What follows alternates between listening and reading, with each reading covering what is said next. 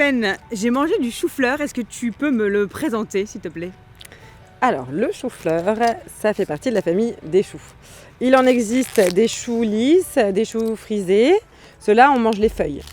Ensuite, on a le chou de Bruxelles dont on mange les bourgeons et le chou-fleur dont on mange les fleurs. Et comment ça pousse? Alors, le chou-fleur, il va mettre 6 mois à arriver à maturité après l'avoir semé.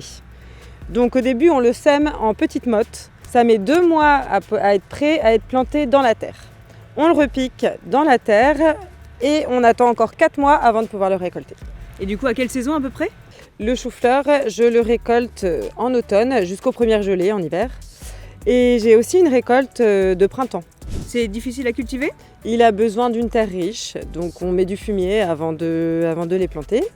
Et aussi, il a besoin de beaucoup d'eau. Et comment tu le récoltes? Je vais vous montrer. Voilà. Magnifique! Comment tu cuisines le chou-fleur? Moi je l'adore cru, en apéritif, trempé dans une petite sauce. Je trouve qu'il y a moins l'odeur forte du chou. Tu sais pourquoi le chou a une forte odeur?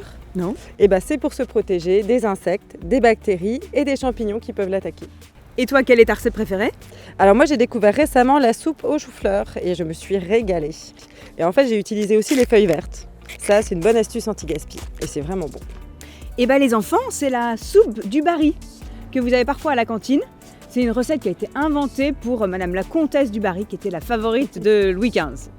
Bon appétit les enfants!